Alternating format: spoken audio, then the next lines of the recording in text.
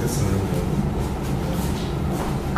첫 번째는 무엇을 이야기하느냐면, 내 아들아, 내가 만일 이웃을 위하여 담보하여 타인을 위하여 보증하였으며로 말을 시작합니다. 쉽게 말하면 이 이야기는 무슨 이야기냐면은 세상에서 먹고 살아가면서 있어지는 하나의 채무자와 채권자의 관계를 이야기하시는데, 뜻밖의 여기 보니까 타인을 위하여 뭘 하다가 문제가 생겼냐면 타인을 위하여 보증을 하다가 문제가 생긴 것 같습니다. 그러면서 말씀하시기를 내 입의 말로 내가 얽혔으며 내 입의 말로 인하여 네가 잡히게 되었다. 우리가 가끔 남 보증 쓰다가 어떻습니까? 완전히 망하는 사람도 엄청 많이 있죠. 사실은 보증이라고 하는 것은 내가 그 사람에 대해서 책임을 진다라고 하는 마음의 생각에 그 표현을 말로 하게 되지 않습니다. 과연 그게 가능한가? 과연 내가 누군가의 보증을 써줄 수 있는가? 인생의 한치 앞을 알지 못하고 하루 앞을 알지 못하는데 과연 인간이라는 존재가 장담할 수 있는 존재인가? 왜 하필이면 잠언서에서 지금 영적인 이야기를 하다가 하나님에 대한 지혜 이야기를 하다가 그 지혜가 세상에서도 유감없이 나타날 수 있어야 되는데 뜻밖에도 지혜 없는 자의 모습을 지금 예를 들었는데 그 예가 바로 네가 왜 보증을 하였느냐, 어쩌다 네가 네 올무에 걸리게 되었느냐. 우리는 장담해서는 안 됩니다. 우리는 한치 앞을 모르는 내일에 대한 장담을 한다라는 것은 자칫하면 교만한 자요 또한 어리석은 자의 본이 될 수가 있습니다. 저는 저와 여러분이 살아가면서 미래에 대한 것에 장담하는 자가 아니라 오늘 이 시간에 내가 가하면 예요, 내가 가지 않으면 노 하면 그뿐입니다. 그러니 그리스도 안에서는 예와 아니오만 있지 틀림없이 분명히 아마 그렇게 될 것입니다 라는 그 말은 바로 이와 같은 어리석은 보증을 통해서 내 입의 말로 내가 얽히게 되고 내 입의 말로 인하여 네가 분명히 잡히게 될 수가 있다. 내 아들아, 내가 내 이웃의 손에 빠졌은즉 이같이 하라. 너는 곧 가서 뭐라고 말해갑니까? 겸손히 내 이웃에게 강구하여 스스로 구원하라. 다시 말해서 그런 식의 장담을 하지 말고 가서 아닌 것을 아니라고, 할 수 없는 걸 할 수 없다고 하고, 분명히 클리어하게 네가 그것을 하지 못하면 네 한 말에 올무가 되어서 네가 사로잡히게 된다라고 하는 거예요. 결국은 기독교인의 입술에 나오는 말이요, 다들 부정적이지 말아야 되고 긍정적이어야 된다 하는 것은 누구든지 잘 알고 있습니다. 근데 그 말을 조심하는 것 중에 오늘 이 말씀을 통해 볼 때는 장담하지 말아라는 것도 덧붙여요. 장담하지 말아요. 나 절대 안 그럴 거야. 나 절대 그 말이 자칫하면 한치 앞을 알지 못하는 우리 자신이 스스로 하나님이 되느냐, 스스로 자기 인생의 나중을 자기 스스로 모든 걸 할 수 있느냐, 그렇게 될 수가 있다는 걸 잊어서 봅니다.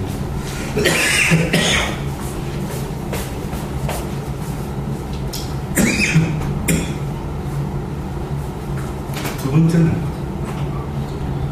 게으른 자여라고 그 다음 시작합니다. 첫 번째가 어리석은 자였다라고 하면은 두 번째는 게으른 자여.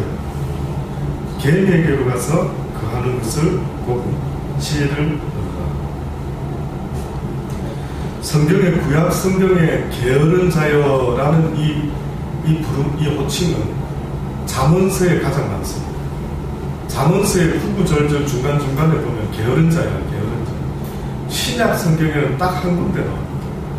나중에 말씀을 보겠습니다만 달란트 받은 자들 중에 한 달란트 받은 자에게 했던 말이 악하고 게으른 자.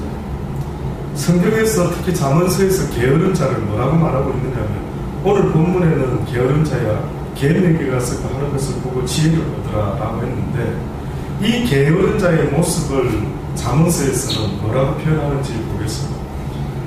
첫째, 잠언서에 보면 부지런한 자의 손은 사람을 다스리게 되어도 게으른 자는 불임을 받는다. 게으른 자는 그 작은 것도 사냥하지 아니하나니 사람의 부귀는 부지런한 것이라. 또한 잠언서 8장에 보면 게으른 자는 마음으로 원하여도 얻지 못하나 부지런한 자의 마음은 풍족함을 얻는다. 또 잠언서 15장에 보면 게으른 자의 길은 가시 울타리 같으나 정직한 자의 길은 대로입니다. 결국 게으른 자와 정직한 자를 비교해서 이야기하고 있습니다. 하나님이 보셨을 때 게으르다 하는 것은 또다시 말하면 정직하지 못하다, 거짓된 자. 우리가 나중에 한 달란트 받은 자의 변명을 들어보면 분명히 왜 주인이 악하고 게으른 자야 라고 말씀했는지를 확연히 알 수가 있습니다. 또한 21장 잠언서에도 게으른 자의 정욕이 그를 죽이나니 이는 그 손으로 일하기를 싫어합니다. 게으른 자의 정욕이 그를 죽이나니 그는 손으로 일을 하기를 싫어합니다. 다음 잠언서 21장에 보면 게으른 자는 말하기를 사자가 밖에 있을 때 내가 나가면 거리에서 찢기겠다 하는. 모든 게으른 자는 변명과 핑계와 어떤 이유들을 계속해서 갖다 붙이는 걸 보게 됩니다. 또한 말하기를 잠언서 26장에 보면 문짝이 돌적이를 따라서 도는 것 같이 게으른 자는 침상에서 구는, 다시 말해서 침상에서 계속 뒹굴뒹굴 걸면서, 그러니까 완전히 무슨 띵까 뭐 하지도 않고 빈둥빈둥 매는 거. 이것을 문짝이 돌적이를 따라서 도는 것 같이. 다시 말해서 이 뭡니까? 물매 같은, 예를 들어 이 뭐 갈대에 계속 돌려가면서 뭐 콩 넣어가지고 갈비도 하는 것처럼, 계속 그냥 같은데 또 돌고 그래서 빈둥빈둥 계속 된다라는 거예요. 게으른 자는 그 손을 그릇에 넣어도 입으로 올리기를 괴로워하느니라. 게으른 자는 선이 대답하는 사람 일곱보다 자기를 더 지혜롭게 여깁니다. 참 놀랍죠.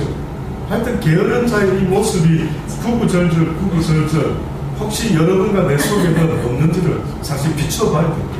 나는 침대를 좋아하고 있지 않는데, 저 같은 경우는 몸이 연약해서 침대를 좋아합니다만 그렇지 않고 건강한데도 침대에 그냥 뒹굴하고 있는지를 보라는 거죠. 그리고 꼭 그 입에서 나오는 말은 다른 사람이 권면을 하고 지혜로운 말을 해주면 새겨 들어야 될 텐데 한다라는 말이 나도 니만큼 아니야. 그러니까 참 어떻게 보면 이거는 이 부분도 이렇고 저 부분도 저렇고, 게으른 자는 선이 대답하는 사람 일곱보다 자기를 지혜롭게 길로 지나가다가 자기에게 상관없는 다툼을 간섭하는 자는 개 길을 잡는 자와 같으니라. 그만큼 게으른 자는 어리석다라는 겁니다. 또한 전도서 10장에 보면 게으른 즉 석가래가 쇠퇴하고 손이 부러진 즉 집이 새는 자. 이것이 거의 성경에서 게으른 자에 대해서 지적하고 있는 모습입니다. 어떤 채권자가 채무자가 있습니다. 큰 빚을 지고도 이 채무자가 빚을 안 갚는 겁니다. 근데 보니까 아마 게을렀던 모양이죠. 드디어 이 채권자가 또 찾아갑니다. 왜 빚을 안 갚느냐? 왜 나한테 빚진 걸 갚지 않느냐? 그랬더니만 이 채무자가요, 아주 나름대로 심각한 표정을 지어가면서 뭐라고 말하는 줄 아십니까? 저는 이 말을 듣고 참, 어째 이렇게 잘 표현했을까? 어째 이렇게 잘 표현했을까? 그게 뭔지 아십니까? 그 채권자가 채무자 보고 도대체 당신은 내 돈을 갚을 생각이나 있어? 이렇게 물어봤다. 그랬더니 그 자가 하는 말이, 저는 당신의 돈을 갚기 위해서 3가지나 생각하고 있습니다. 그래? 어떤 방법을 생각하느냐라고 물어봤더니 이 게으른 채무자가 한다는 말이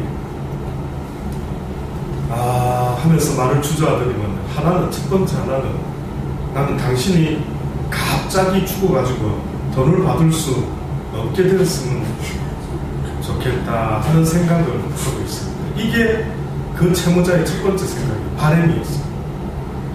놀랍죠? 그 다음 두 번째가 뭔지 아십니까? 당신이 가지고 있는 차용 증서가 갑자기 분실이 됐습니다. 이런 생각을 하고 앉아있다. 그 다음 그럼 도대체 어이가 없으니까 세 번째는 무슨 생각을 했는가? 너는 세 번째는 그래도 어떤 설마 세 번째는 그래도 뭐 애를 쓰고는 노력이 있을까 했는데 그 세 번째는 뭔 줄 아십니까? 자기가 부지런히 길을 가면서 땅을 쳐다보고 다니는데 혹시나 지갑을 주시면 참 좋겠다 하는 생각을 하면서 부지런히 땅을 쳐다보고 다닙니다. 이야, 게으른 자의 모습이 이렇구나. 야, 어째 생각을 하는 것이 이렇게 생각을 해내도 우리는 못하겠는데 뚱딴지같이 돈 받을 그 사람이 죽었으면 좋겠고 차용 증서가 갑자기 분실됐으면 좋겠다. 그걸 기대하고 앉아있고 다니다가 어디서 돈다발을 주시면 좋겠다 이러고 앉아있으니 정말로 이것은 게으르다는 표현보다 악하고 게으른 자다라고 말을 분명히 해야 될 정도. 그래서 톨스토이 같은 크리스찬 소설가가 무슨 말까지 했는지 아십니까? 게으른 자의 머릿속은 악마가 살기에 가장 좋은 곳이 된다라고 그렇게까지 말을 했다. 예, 맞습니다. 악마들이 모여서 무슨 짓 하는 줄 아십니까? 악마들이 어느 날 회의를 하는데 어떻게 하면은 이 기독교인들이 하나님을 믿지 못하게 하고 전도도 못하게 할까? 라고 하면서 회의를 열었답니다. 어떻게 하면 기독교인을 실족시킬까? 그것만 궁리를 하는데 드디어 그 회의 시간에 어떤 악한 자가 말을 합니다. 간단합니다. 예수쟁이들 하나님 믿는 족족 다 죽여버리면 됩니다. 라고 했을 때 가장 거참 악마가 그랬답니다. 야, 옛날에 다 쓰던 방법이야. 기독교인이 옛날에 잡아서 다 죽여봤는데 결국은 순교자의 피가 수많은 사람들을 만들어내는 그러한 씨앗이 되었기 때문에 그 방법은 별로 좋은 방법이 아니야 라고 해요. 그러면 또 좋은 방법이 있습니다. 그런데 그들을 전도도 못하게 아무것도 어디 못 가게 감옥에다 가둬두는 것이 참 좋을 것 같습니다. 감옥에도 가둬둬봤어. 그러나 그곳에서도 또 기도하고 또 찬양하고 또 그곳에서도 다른 사람들을 전도하는 그들 다 해봤던 방법. 맞지? 바울도 신라도 어떻게 보면 그렇게 감옥에 들어갔었지만 오히려 그곳에서도 기도하고 오히려 그곳에서 간수장을 전도하고 이런 일이 생기지 않습니다. 그때 가장 그 고참 악마가 이런 제의를 했답니다. 예수를 잘 믿게 합시다. 기도도 하게 하고 성경도 많이 읽게 하고 전도도 하게 하고 뭐 서로 사랑하게도 하고 좀 자유롭게 그들이 신앙생활 할 수 있는 환경을 만들어 주십시다. 그런데 오늘은 불편하니까 내일부터 하자 하는 그런 게으른 마음을 심어 줍시다. 이게 그들의 마지막 결론이었습니다. 그러니까 우리가 어느 때는요, 나도 모르게 이런 생각이 들어올 때 있죠. 전도해야 되는데 내일 하지. 성경 읽어야 되는데 오늘 바쁘니까 내일 읽지. 이상하게 가만히 보면은요, 먼저 해야 될 것들을 먼저 하지 못하고 항상 먼저 해야 될 것을 나중에 하는 생각들이 얼마나 많이 있는지 모릅니다. 여러분 스스로의 생활을 패턴을 한번 돌아보십시오. 뜻밖에도 내 생활 가운데 내가 무슨 일을 가장 우선순위에 두고 있는지를 스스로 한번 돌아보십시오. 여러분은 아침에 일어나서 가장 먼저 무엇부터 합니까? 예, 기도하실 수 있게 되기를 바랍니다. 일어나자마자 할 수 있는 게 기도이었으면 좋겠습니다. 하나님, 오늘도 저에게 하루의 시간을 주셨군요. 이 하루 살아가는 날 동안 주의 도움을 받을 수 있는 은혜를 입게 하여 주옵소서. 내 힘과 능으로만은 할 수 없으니 오늘 하루도 누구를 만나든지 죽게 하듯 하는 마음을 가지게 해주시고 오늘 하루도 하나님의 복음이, 하나님의 영광이 나의 삶을 통하여 증거되고 나타날 수 있도록 아버지 도와주옵소서. 이렇게 하루를 시작할 때 기도함으로 시작하십니다. 또 틈틈이 식사 때마다 또 그 외에 어떤 시간이 나더라도 주 야로 성령 안에서 무시로 여러분은 늘 하나님을 떠올리며 주님이라면 이럴 때 어떻게 하셨을까요? 라는 생각을 해보십니까? 우선순위를 두라는 것이. 하루 중에 성경을 읽겠다. 어느 시간에? 하루 일과를 시작하기 전에. 그래요? 그러면 그 시간에 일어나서 하루를 시작하기 전에 먼저는 주의 말씀을 읽을 수 있는, 그래서 항상 내 삶에 있어서 오늘 마땅히 해야 될 일들을 우선적으로 정해놓고 또한 실행할 수 있는 저와 여러분이 되기를 간절히 바랍니다. 이놈은 사단이는 꼭 내일 꼭 내일. 그래, 오늘은 좀 바쁘지 않아? 오늘은 좀 누구 만나야 되지 않아? 오늘은 좀 피곤하지 않아? 오늘. 저도 육신적으로 갑자기 또 어제 감기가 들고요. 콧물이 줄줄줄 나고, 또 하필이면 오늘 인도네시아에서 계셨던, 저번에 우리 교회 와서 오셨던 그 집사님, 여자 집사님이 또 진해에 계시는 어느 여자 집사님이 저한테 소개해줘요. 어제 갑자기 전화가 왔어요. 오늘 낮에 다녀왔어요. 그분이 알고 보니까 인도네시아에서 10여 년 같은 사업을 하다가 진해에 와가지고 이제 남편이 일을 하게 되었어요. 그분이 진해에 와서 교회를 정하려고 신앙생활을 하려고 다닙니다. 도무지 교회를 정할 수가 없이 지금도 방황하고 있다. 근데 그 마음에 어떤 생각이 들었냐면, 분명히 하나님의 어떤 말씀들이 있는데 그 말씀을 하는 어떤 분을 못 만났다. 그래서 늘 목말라 하면서, 주여 나에게 주의 말씀을 들려주셔서 듣기를 원합니다. 배우기를 원합니다. 내가 주를 더 알기를 원합니다. 이런 간절한 소원으로 그분이 몸부림치고 있는데, 마침 인도네시아에서 같이 있었던 그 집사님이 모친의 이사 때문에 한국을 잠깐 방문했는데 만났던 겁니다. 그 만나면서 뜻밖에도 아마 신앙 이야기가 나와가지고, 내가 아는 한 목사가 있는데 그분을 소개해드리고 싶다. 그래서 만나게 되었습니다. 보자마자 그 전부터 알았던 사람처럼 저를 얼마나 반겨주는지. 그래서 이야기를 하는데 참 제가 또 한 번 놀랬던 것은, 하나님의 사람들은 하나님의 말씀을 잠깐 듣는데도 그 식당에서 눈물을 훔치시고, 무슨 말이 그렇게 그의 마음에 와닿았는지 모르겠는데, 그러면서 전화번호를 알려달라고. 그래서 보니까 오기 전에 카톡으로 메시지가 왔더라고요. 멋진 목사님 만나게 해주신 하나님께 감사를 드립니다. 건강하시고 또 뵙겠습니다. 그런 메시지를 이렇게 남겨놨더라고요.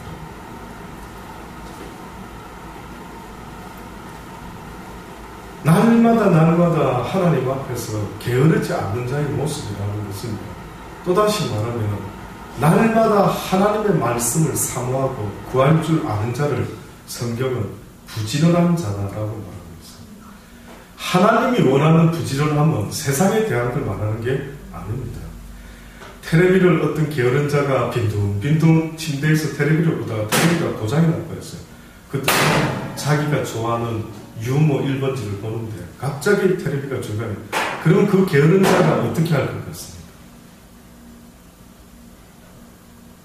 뜻밖에도 그 게으른 자가요, 다른 일에는 게으르다가 자기가 좋아하는 그 일에 있어서는 얼마나 부지런한지, 텔레비가 꺼지는 순간에 그냥 포기하는 게 아니라 그 무거운 텔레비를 아주 슈퍼맨과 같이 들고 전파상을 찾아간다라고, 귀엽고 빨리 고쳐가지고 본다라고.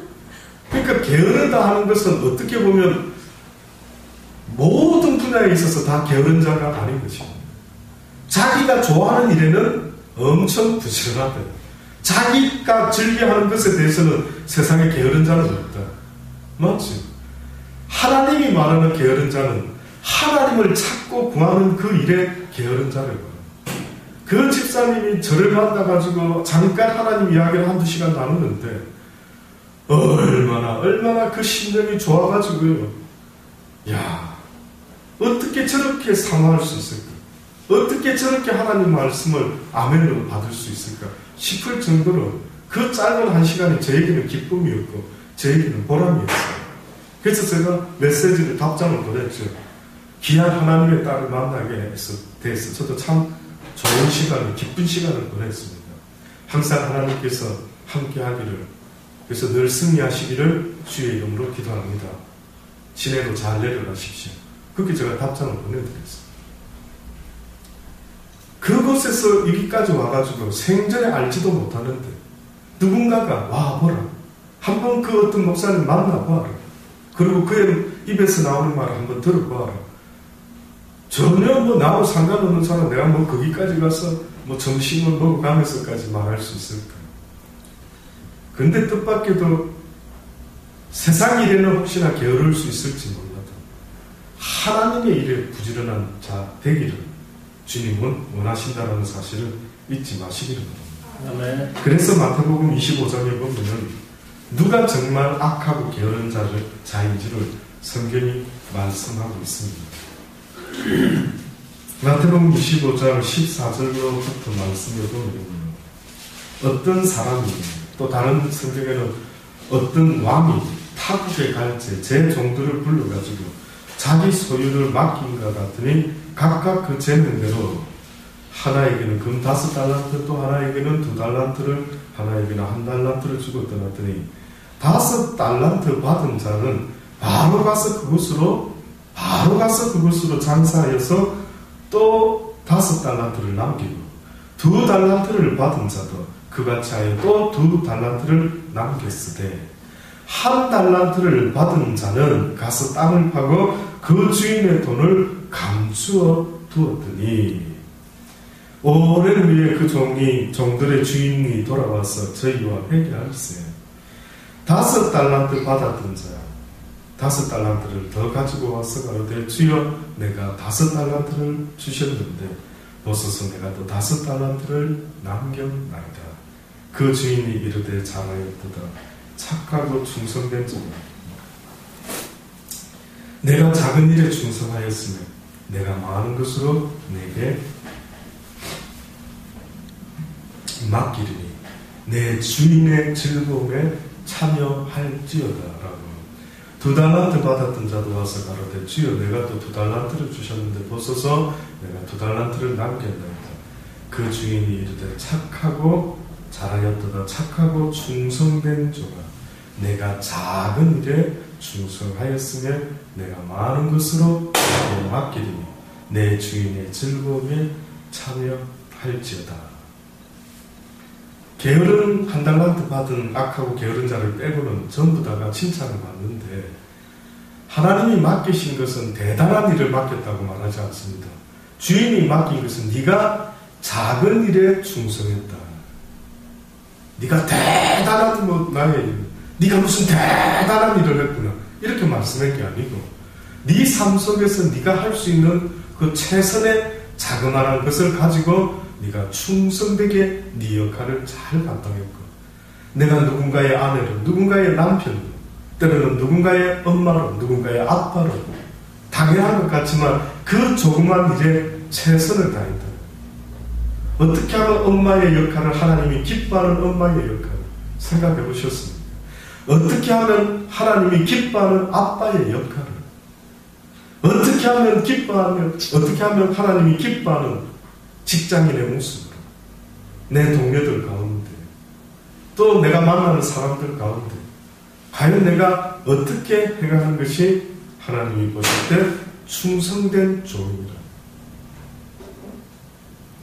결국은 크리스찬들의 삶의 모든 그 기준과 의미는요, 나의 유익을 구해서 미소 짓는 게 아닙니다. 내가 미소 짓는 이유, 내가 누군가에게 친절을 베푸는 이유, 그것은 바로 나에게 달란트를 맡기신 주인에게 충성된 자의 모습을 보이기 위해서 최선을 다하는 것입니다. 그래서 맡은 자에게 구할 것은 오직 무엇뿐이라고? 충성밖에 없다.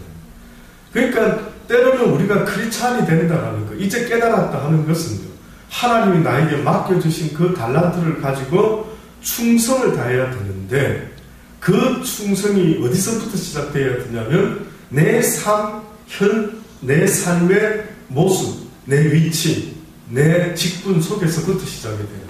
아내의 직분, 남편의 직분, 자녀의 직분, 여기서부터 내 달란트를 가지고 이문을 남길 생각을 해라고 하나님이 말씀하고 있는 것입니다. 5 달란트 받은 자도 그렇고요. 2 달란트 받은 자도 어떻게 보면 성경에 또 다른 또 한 가지 그들의 모습을 말합니다.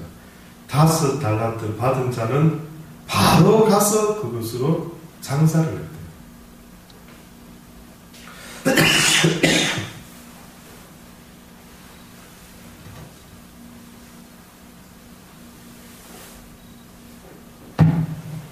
또 다시 말하면 말씀을 듣고 깨달았으면 어떻게 하는 거라고요? 바로 실천을 하는 자를 말합니다. 바로 실천하는 자를 말합니다. 저는 어느 때는 너무 안타까운 것 중에 한 가지가 여러분이 정말 깨달았다면 가서 행해야 되거든요. 행해야 되거든요. 선한 사마리아인 이야기를 예수님이 하시지 않았습니까? 그때 누군가가 잘난 척 하려고 내 이웃을 내 몸과 같이 사랑해라 했더니 예수님, 내 이웃이 누굽니까? 물어봤어요. 그때에 예수님이 강도 만난 자를 이야기를 하시는데 누군가가 예루살렘에서 내려가다가 강도를 만났다. 근데 대제사장도 지나가고 서기관도 지나가는데 그들이 나름대로 그냥 그 옆을 다 지나갔다. 그런데 사마리아인이 지나가다가 그 강도 만난 자를 보고 구해줬더라. 그래서 그가 주막에다가 맡겨놓고 자기가 일을 마치고 돌아올 때에 부귀가 더 들면은 내가 다 갚아주겠다. 어떻게 보면 영적으로 이 이야기는요, 선한 사마리아인은 누구를 말하냐면 예수 그리스도를 말합니다. 주막 주인이 누구냐라고 하면 이 시대에 목회자를 말할 수 있습니다. 그러면 주막 주인이 누구를 우리에게 맡겼는데 그게 바로 이 세상에서 그들의 영혼이 하나님을 알지 못하고 피 흘려 죽어가는 것과 같은 그 불쌍한 영혼들을 주의 종들의 손에 어떻게 보면 맡긴 것입니다. 그러시면서 하신 말씀이 내가 지금은 떠나갈 수밖에 없지만 내가 언젠가 다시 올 때에는 혹시나 내 이 강도를 돌봐주다가 수고하고 애쓴 모든 비용을, 모든 수고를 어떻게 해주겠다고요? 갚아주겠다. 그러니 잘 부탁한다 하고 주막에다 맡기고 떠났다. 여기까지 이야기를 딱 하시고 나서요. 그 다음에 뭐라 했는지 아십니까? 영어 성경에는 아주 간단한 단어가 있습니다. Do it. 너도 이렇게 행하라. 그냥 이렇게 행하라. 딴소리 하지 말고. 지금부터 바로 네가 이웃이 누군가를 생각한 줄 깨달았느냐? 아, 그렇다 한다면 결국은 나의 이웃이라는 개념은 내가 누구의 이웃이 되어줄 것인가가 지금 주님은 말씀해 줍니다. 네가 앉아가지고 내 이웃이 누구지? 내 이웃이 누구지? 이렇게 기다리고 있는 이웃을 말한 것이 아니라 네가 누구의 이웃이 되어줘야 마땅하겠느냐. 바로 그렇게 강도 만나서 힘들어하고 괴로워하고 안타까워하는 그 영혼이 있다면 그 영혼의 이웃이 되어줘야 하는 것입니다. 그러니 게으르지 않는 자의 모습은 이걸 깨달았으면 어떻게 하는 자라고요? 바로 실행하는 자. 내일로 미루는 자가 아니에요. 오늘 밤에 네 영혼을 내가 불러가고 네가 깨달은 것을 알고도 행치 않았으면 네가 오히려 죄가 더 있다라는 소리를 들을 수도 있지 않겠느냐. 사랑하는 자들아, 네가 깨달았다고 한다면은 지금 이 순간부터 그것을 행하는 자가 되어야 합니다. 몰랐을 때는 내가 묻지 않겠지만 네가 알고도 행치 아니하면 죄 없다 하지 않겠다.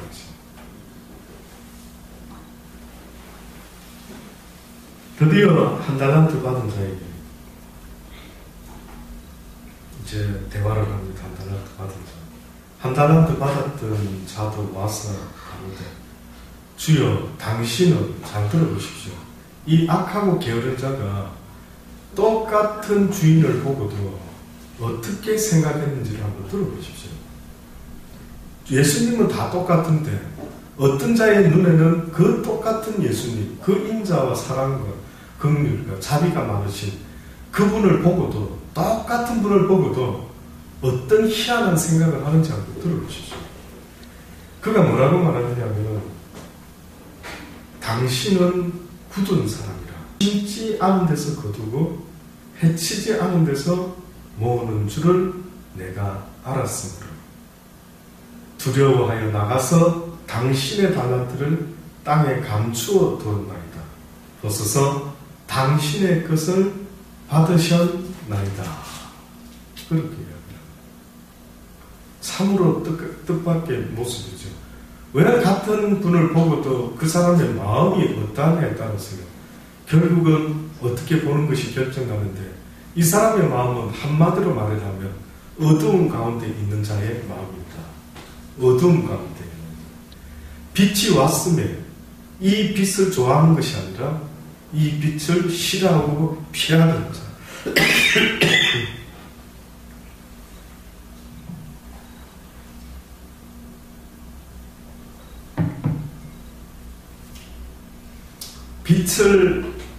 빛이 옳고 그름을 딱 비춰주니까 대번에 반응을 하는데, 그걸 싫어하면서 옳고 그름을 딱 아니까 당신은 굳은 자다. 다시 말하면 당신은 굉장히 강한 자다. 네. 당신은 막 옳고 그름이 너무 분명한 자다. 그러니까 자기가 보기엔 너무 부담스럽다. 세상은 적당히 둥실둥실, 두리뭉실 이렇게 살아가야 되는데, 당신은 뭔가 막 아주 막 예면 예, 아니면 아니요. 탁탁 너무 그런 느낌이 나니까 나는 당신이 굳은 사람이라고 생각했다. 그러면서 기껏 한다는 말이 심지 않은 데서 거두고 해치지 않은 데서 모으는 줄을 내가 알았다. 쉽게 말해서 어떻게 보면 달란트 하나 달랑 주고는 많은 것을 기대를 하고 있는 나는 당신이 엄청 부담스럽다, 내 인생에. 그때 주인이 대답합니다. 악하고 게으른 종아, 악하고 게으른 종아, 나는 심지 않은 데서 거두고 해치지 않은 데서 모으는 줄로 내가 알았느냐? 그러면 내가 마땅히 내 돈을 취하는 자들에게나 두었다가 나로 돌아와서 내 본전과 별일을 받게 할 것이니라. 그런데 네가 왜 걱정하지 않느냐? 쉽게 말하면 뭔가 꼭 이익을, 열매를 보기를 원하는 당신 앞에서 내가 하도 막 그게 철저해서 부담스러워서 당신 거 다시 돌려드려야 되겠다 싶어가지고 이래 묻어놨다라는 이야기를 하니까, 네가 나를 그렇게 알았다면, 그러면 그게 그래 부담스럽다면 그 한 달란트를 은행이나 어디다 맡겨만 놔도 이자라도 생길 텐데. 결국은 이 말은 무슨 말입니까? 자기의 악함을, 게으름을 변명하고 앉아있는, 이게 별 이야기가 아닌 게 아닙니다. 하나님은 우리 각자에게 다 달란트를 주셨다고 말합니다. 이 이야기의 의미는요, 이 세상에 무익한 자는 한 사람도 없다. 이유 없이 있는 인간은 없다. 파리도 이유가 있고 모기도 이유가 있고, 세상에 그 어떤 것들이 하나님 앞에서 지음을 받은 자, 어떤 미생물도 이유 없이 존재하는 자가 없다. 그러니 만약에 어떤 한 달란트 받은 자가 5달란트, 2달란트를 쳐다보면서 나는 겨우 이거밖에 안 돼? 라고 말하는 그는요, 뭔가 큰 착각을 한 것입니다. 하나님이 맡긴 일은 높고 낮음이 있는 게 아닙니다. 그래서 우리가 배웠던 것처럼 지체 가운데 여러 기능들이 있지만은 때로는 눈에 띄는 기능이 있고 약한 기능이 있고 다 그 나름대로 쓸모가 있어서 모든 지체들이 몸에 붙어 있는 것인데, 뭐는 가치가 있고 뭐는 가치가 없다라고 말하는 자가 있다면 참으로 어리석은 자입니다.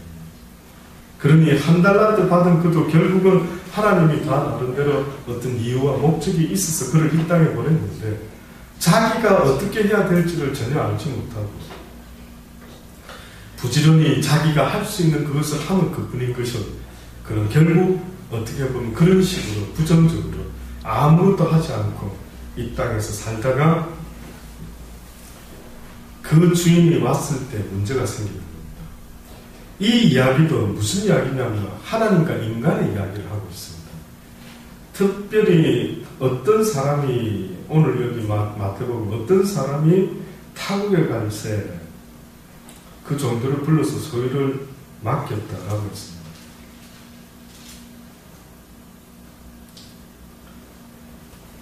그리고 19절에 보면 마태복음 25장 19절을 보면 오랜 후에 그 종들의 주인이 돌아와 저희와 해결할세.